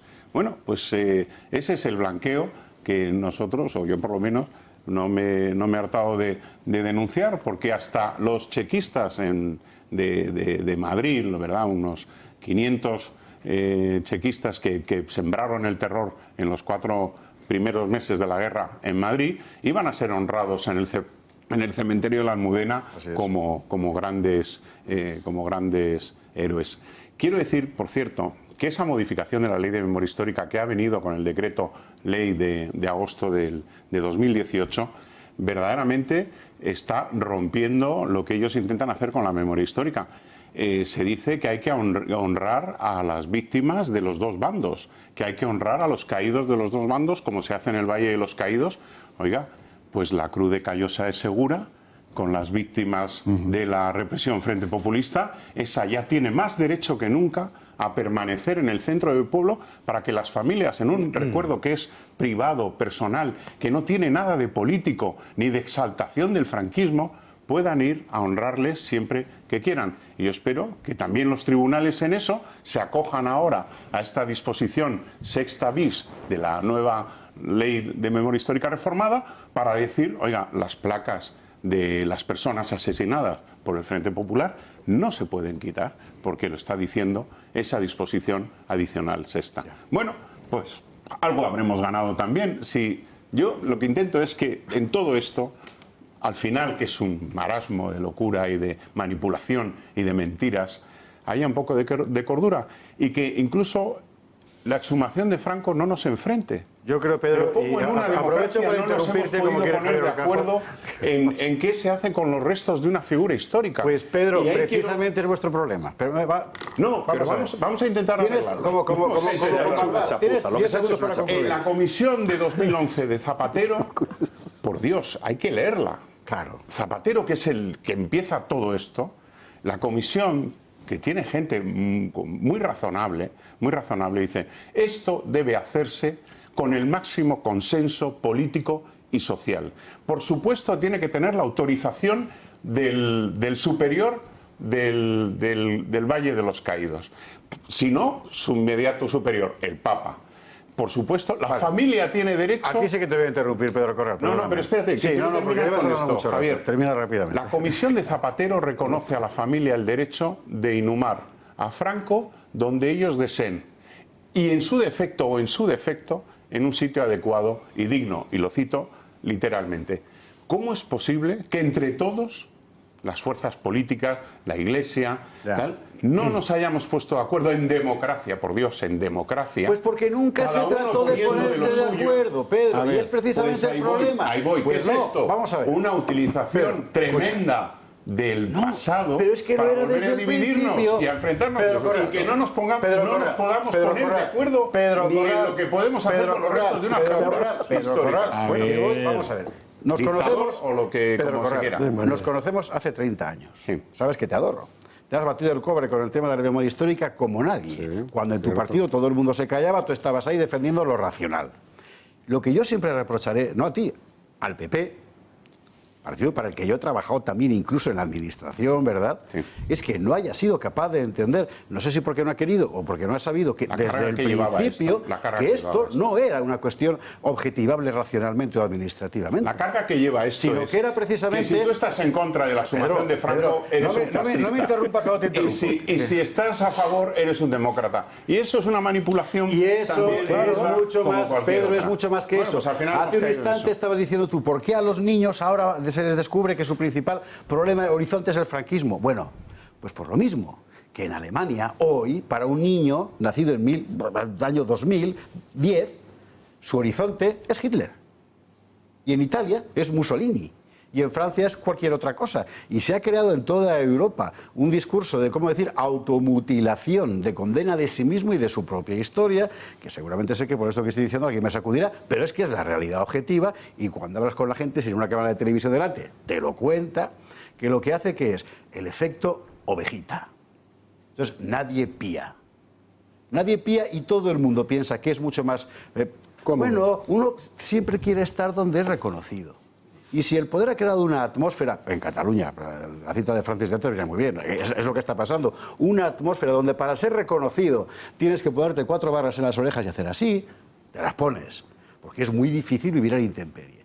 Bueno, todo el discurso mitológico del franquismo tiene esa función, crea una generación para la cual hay una atmósfera. Claro, ¿quién gobierna esa atmósfera? El que la ha impuesto. Que a partir de ese momento puede hacer lo que le dé la gana. Y dictar, por tanto, incluso a la Iglesia, que efectivamente debe ser, como decía Precholini, muy santa, porque si no, no se entiende que haya subido tanto tiempo, ¿verdad?, lo que tiene que decir sobre una cuestión como esta, que tiene a la inmensa mayoría de los fieles absolutamente escandalizada. Bueno, en fin. Pausa publicitaria, apenas 2 minutos, volvemos enseguida.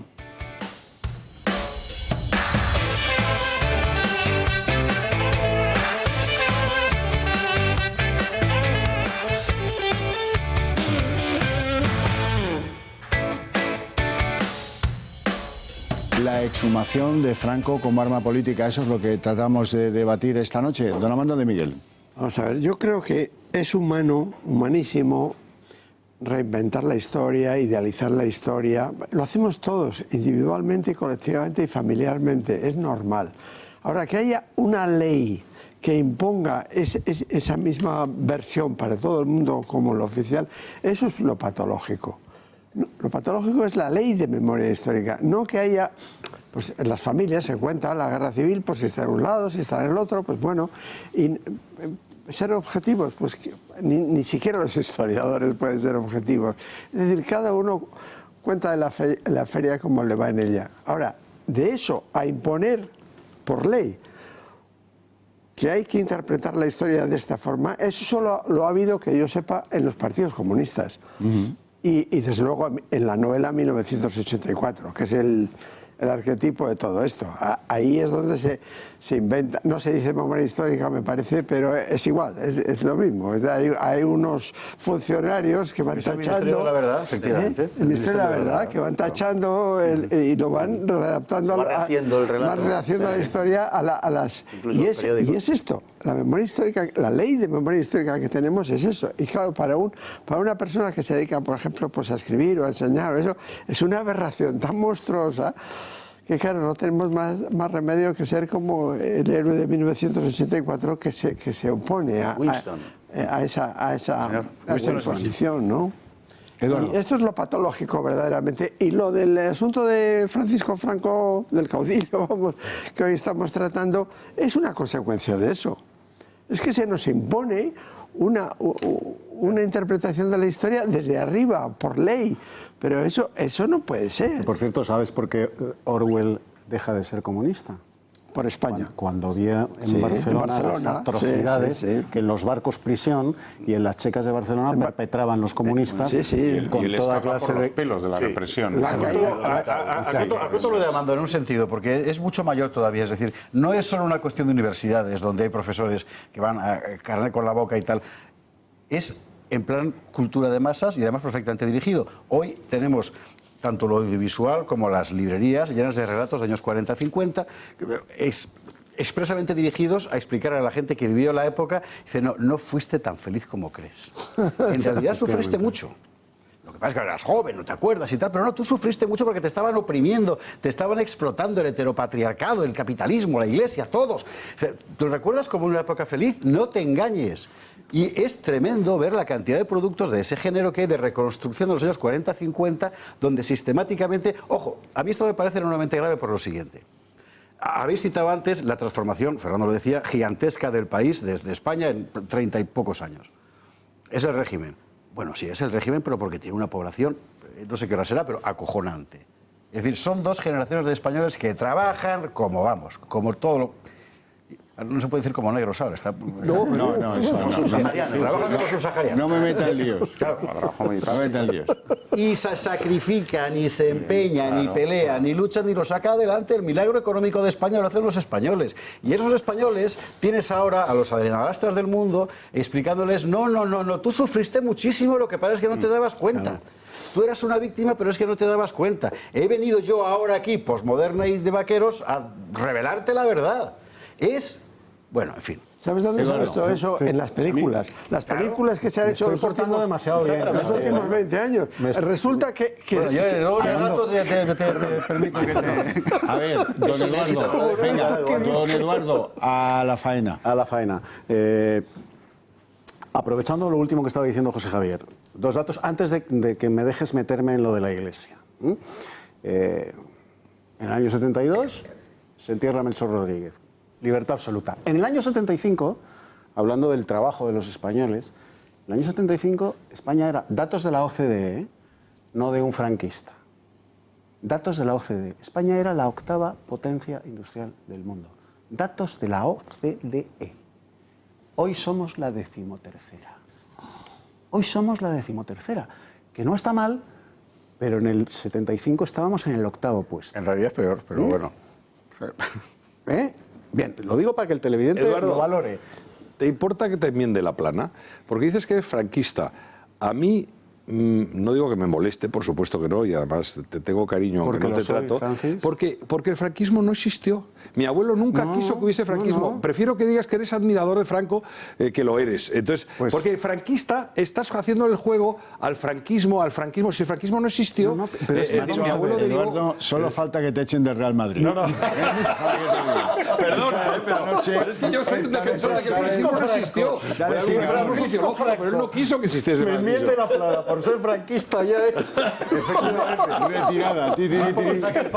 Pues mira, yo soy franquista, lo mismo que hoy en Francia hay muchos bonapartistas, y lo mismo que en Europa hay muchos, que lo sigue habiendo, cesaristas. Bueno, pero es distinto, Eduardo. Yo soy franquista, lo mismo que hay bonapartistas. Pero es que mi abuelo no quiso que hubiese franquismo, porque si no lo hubiese hecho, hubiese creado un partido para que no lo continuase, a lo mejor sería yo su heredero. Es decir, no sé, nunca quiso.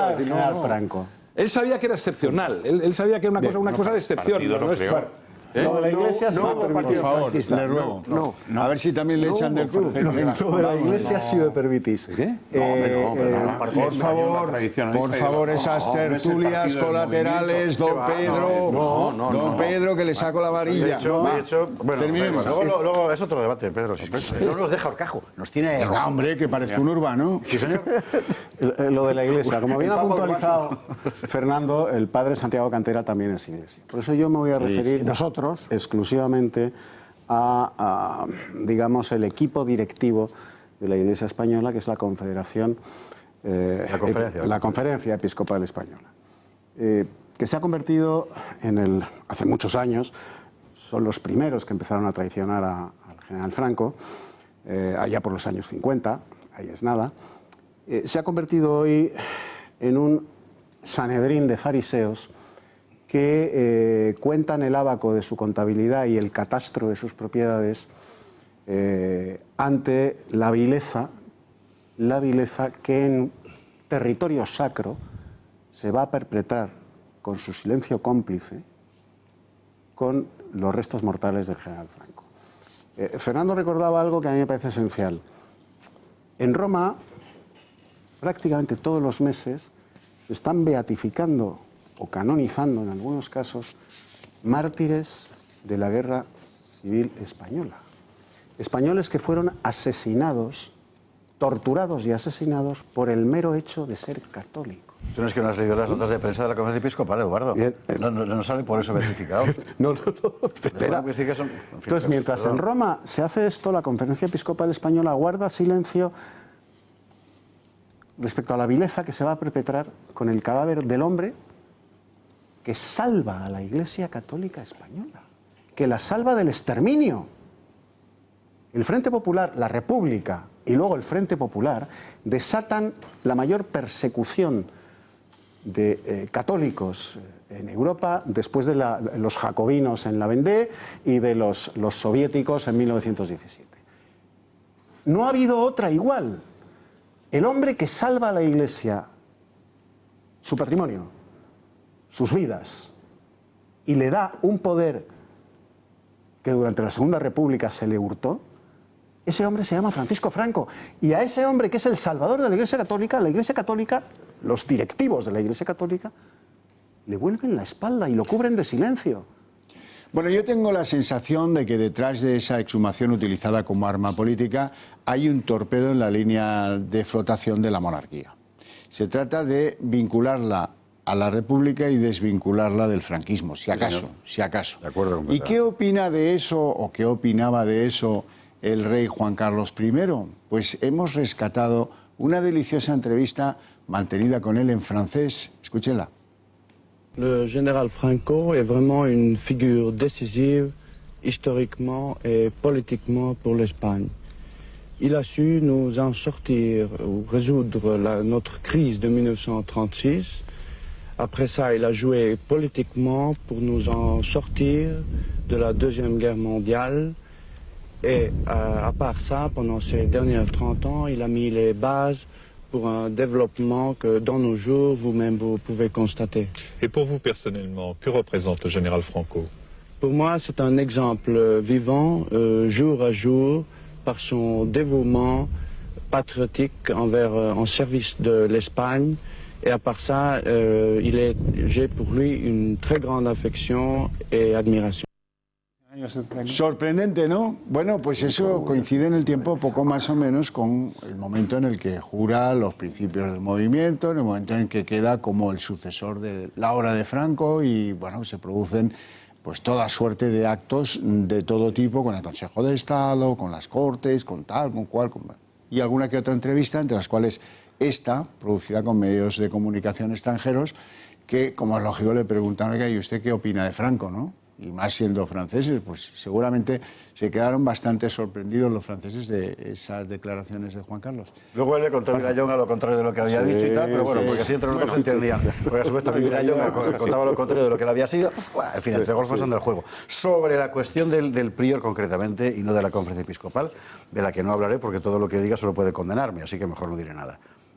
Creo que lo que ha hecho Santiago Cantera Fray Santiago, perdón, que para mí es Santiago Cantera porque es el profesor Santiago Cantera que tiene unos magníficos libros de historia medieval. Así es. Santiago Cantera caricaturizó hasta la náusea por toda esa baraunda de ignaros de los medios de comunicación progres. Es un tipo de un fuste intelectual extraordinario.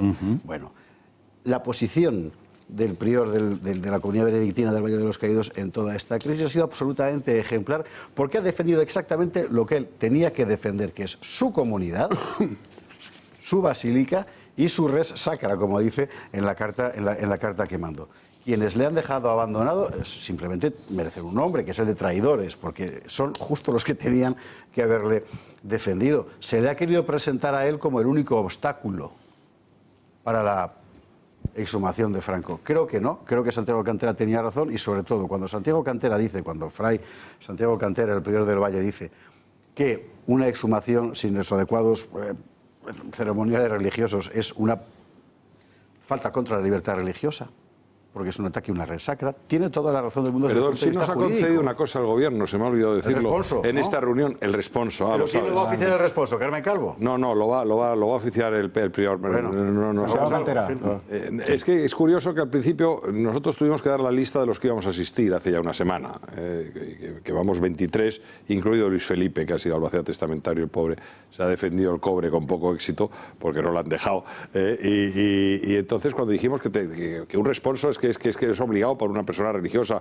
como era mi abuelo, con un problema de dignidad, dijeron, pero es que el prior no está en la lista, en su basílica. Esa fue la respuesta que le dieron a Luis Felipe. Lo digo para que veas la anécdota, hasta dónde ha llegado el intento de humillación. Pedro, me sorprendió la carta del prior, que es tan facha el prior, que reclama que se cumpla el principio constitucional de la tutela judicial efectiva. Exactamente. Puro fascismo. Puro fascismo es también que lo que yo he defendido antes, que esto se hubiera llegado a una solución de consenso, de diálogo, sin tener que humillar a nadie, sin tener que humillar a la familia, y que la democracia hubiera, la mayor prueba de madurez democrática que dicen que dice Pedro Sánchez, que es que ha descubierto la democracia con esto. Yo insisto, la mejor prueba de la madurez de nuestra democracia habría sido solucionar esto sin enfrentamientos, sin división, sin enconos y de una manera natural. Pedro, tú que eres un especialista en la memoria, ¿qué sentido tiene que en esa comitiva legal haya un forense? ¿Qué tiene que certificar el forense? El forense, según he leído, es un proceso de identificación de los restos, que él tiene que atestiguar y confirmar que son los restos de Franco. El forense no está confirmado, pero sí que parece... sí está confirmado, sí está confirmado. No, es en caso... No, el nombre del forense, la identidad. Es en caso de deterioro, de que estuviese... Ellos dicen que podría estar deteriorada la caja, lo cual obviamente no sabemos cómo está. Por lo visto no se le pudo embalsamar. Sí está embalsamado, eso es incierto. Yo había oído lo contrario. Tenemos un gobierno bastante mentiroso, por no decir muy mentiroso. Es decir, está absolutamente... Sí, pero han dicho de restos cadavéricos. No, está embalsamado. Está en una caja de zinc, que son las que se utilizan para transportar los cadáveres por ahí. Está y la tumba es de hormigón, recubierta de plomo, que es el mejor aislante de la humedad, que es lo que podría deteriorar la caja. Y aunque se hubiese deteriorado algo la caja, quieren llevar otra caja, por si hay que cambiarlo. Nosotros una de las cosas que no queríamos, que se cambiase de caja y mucho menos que se sacase el cadáver, pero bueno, tiene que haber un forense para dictaminar si el cadáver está bien o está mal, porque si no, no sé qué... yo me refería a la identidad. El forense está confirmado que va a estar ahí presente, otra cosa es que luego actúe o no actúe. Creo que es Francisco Echevarría. Yo con Francisco Echevarría he trabajado en la búsqueda de Cervantes. Yo he estado excavando una fosa de la Guerra Civil de soldados republicanos fusilados por sus mandos. Francisco Echevarría ha excavado más de un centenar de fosas de represaliados del franquismo en toda España. También lo ha hecho en la mina de Camuñas, buscando los restos de beatos mártires de la iglesia, la mina de Camuñas en Toledo, en el Gulag de Castilla-La Mancha, que fue una represión también terrorífica. Horrible. Y yo lo que quería contar es que Paco no ha dicho nunca en público si está a favor o no de exhumar a Franco y tal. Es un hombre muy discreto y verdaderamente él se ha ofrecido siempre a familias de uno y otro bando que tuvieran a personas enterradas en fosas comunes, en cunetas, de verdad se ha ofrecido de una manera muy generosa. Y yo eso quiero resaltarlo. Es un señor formidable, admirable, yo creo que y un gran profesional. Eso a mí no me cabe ninguna duda. Pero es cierto que el gobierno ha intentado hacer ver que esto se trataba de sacar un féretro de un lugar en el que estaba enterrado y transportarlo a otro lugar y enterrarlo en ese lugar. Y eso pues choca de entrada con la ley, que tiene unas exigencias, que tiene que estar ahí un forense, que a lo mejor se conforma con la identificación visual o a lo mejor tiene que hacer pruebas de ADN. En fin, que no es esto tan simple como se nos quiere vender en ocasiones, ¿no? Bueno, vamos a ver, la mayor prueba, se está hablando de la madurez democrática, la mayor prueba de madurez democrática hubiera sido no tocar esto, sencillamente, no tocarlo. Claro. Es un hombre que está enterrado a 50 kilómetros de Madrid, que no está depositado en la Puerta del Sol, entiéndase la Plaza Roja de Moscú, como hay otros, sino que está a 50 kilómetros de Madrid, y como no vayas exprofeso a ese sitio, no lo ves. Por tanto, esto no está interfiriendo en absoluto. Pero si hay medio arco parlamentario que dice que hay que moverlo y otro que no. Ahí voy, Pedro. Entonces, la madurez democrática hubiera sido respetar la voluntad del rey y respetar la voluntad de la familia. Y, por supuesto, respetar la Iglesia y los acuerdos con la Iglesia. El problema no existe. No hay que resolver ningún problema. El problema lo tienen que resolver ellos consigo mismos. Porque el problema lo tienen ellos. El problema no lo tiene nadie más. Ni la sociedad española, ni la mitad del arco parlamentario, ni 3/4 partes de no sé qué. No, ellos tienen un problema. Se lo tendrán que hacer tratar. Pero ese problema no existe, sencillamente no existe. Entonces, la solución... es la mitad del arco parlamentario que ha dicho pues que la mitad del arco parlamentario o el 80% del arco parlamentario tienen serios problemas de tipo psicológico y otros. Y el otro el problema no existe. Lo que quiero decir, Pedro, pero lo que quiero decir es que el problema, Pedro, lo han creado ellos. Estamos en el caso del nacionalismo. El nacionalismo catalán existe no porque haya un problema, no. Hay un problema porque existe el nacionalismo catalán. Pues esto es exactamente lo mismo. El problema lo tienen ellos. Este señor estaba a 50 kilómetros de Madrid. No, la solución de madurez democrática es no tocar esto. No tocar esto. Y que respete la ley y respete los acuerdos internacionales. Condiciones de laboratorio. No, aquí hay un proceso complejo, muy complicado, lo hemos dicho. Desde pero creado por ellos. Que quede claro. Bueno, hay que dejarlo claro. El problema lo crean ellos. No lo tiene ni el pueblo español, ni lo tiene nuestra historia, ni lo tiene nadie más. Lo tienen ellos. Porque ellos, Pedro, lo que han hecho ha sido adoptar las tesis más radicales de la escuela de Tuñón de Lara de los años 60 y 70, hacerlas propias y convertirlas en la centralidad del mensaje cultural e histórico de España. Y eso es lo verdaderamente grave. Entonces, el problema lo crean ellos. No hay nada que resolver. Que respeten la ley y que respeten la voluntad, que no se está haciendo la voluntad de la familia. Medio arco parlamentario defiende esto y el otro medio no defiende nada. No defiende nada, como van a ver a continuación. Por ejemplo, los términos en los que se expresa Pablo Iglesias, y el primero en denunciar que esto es puro electoralismo. Hoy toca hablar del traslado de una momia. Y es, sin duda, una buena noticia. Es una buena noticia que en un país normal no haya una tumba de Estado a un dictador. Pero sería indigno que alguien pretendiera atribuirse como munición electoral algo que es una levísima restauración de la dignidad democrática de este país. Bueno, ¿y qué dice Casado? Se preguntarán muchos. Escúchenlo. Yo no gastaría un euro ni en enterrarlo ni en desenterrarlo. Creo que tenemos que mirar al futuro y que, sinceramente, yo tengo 2 niños pequeños y me gustaría estar hablando de la España de mis hijos y mis nietos y no de la España de mis abuelos. Ya, pero es lo que tiene dedicarse a esto, que no habla siempre de lo que quieres, sino de lo que te imponen los demás. Eso no es una manera de desactivar el problema que tienen los otros. A Rivera. Esa es mi pregunta. Y este país, mientras debatimos los huesos de Franco y la ley del aborto, deja de pensar en los niños y en el futuro de este país. Yo no voy a perder ni un segundo esta campaña en hablar de los huesos de Franco ni en la ley del aborto. Basta ya de debates estériles. Basta ya de rojos y azules. Basta ya de pelotitas en el patio colocadas por algunos gurús políticos que lo único que quieren es enfrentar a los españoles. Ha dicho algunos gurús o algunos malús políticos. No, me acabo de enterar. Bueno, el único que ha estado claro en todo eso, Santiago Abascal. Escúchenlo. Asistimos al debate falsario sobre el cadáver de un soldado, de un general muerto hace medio siglo. Los restos del general Franco son solo la excusa. El objetivo es otro. El objetivo es destruir la reconciliación de los españoles. El objetivo es reescribir la historia. El objetivo es deslegitimar la monarquía. Y el objetivo es derrocar a Felipe VI. Amando. Bueno,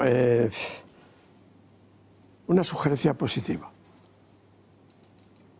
No tocar, como dice Fernando, pero, hombre, añadir algo. Por ejemplo, simbólicamente, un 20 de noviembre de 1936 fusilaron a 2 españoles, Buenaventura Durruti y José Antonio Primo de Rivera. ¿Por qué no se lleva al cadáver los restos de Buenaventura Durruti, que murió el mismo día que a José Antonio Primo de Rivera? Pues sería un símbolo positivo. En lugar de quitar... Si lo fusilaron, no lo fusilaron. Fue un accidente, no se sabe. Bueno, lo mató un guardaespaldas comunista. Lo mató un guardaespaldas comunista. Pero es igual, fue la víctima de la guerra civil. Iglesias hace una aseveración absolutamente equivocada. Ahora es cuando va a estar en una tumba de Estado, porque es una tumba del Estado. Hasta ahora no era una tumba de Estado.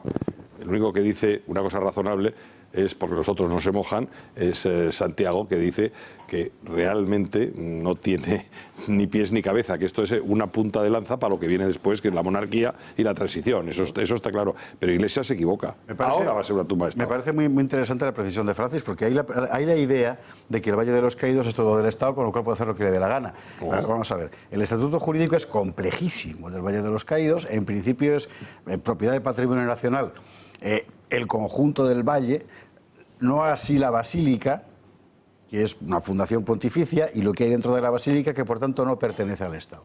De tal forma que cuando la Guardia Civil abajo controla aquello como si fuera Dachau, como han estado haciendo hay más guardias civiles en el Valle de los Caídos que en Cataluña. En Barcelona, mucho más. Es una cosa tremenda. Lo que están haciendo en la práctica no es cerrar un recinto de patrimonio nacional. Lo que están cerrando es el acceso a un lugar de culto que está arriba del todo. Cosa que conviene recordar, y que es donde está enterrado Franco.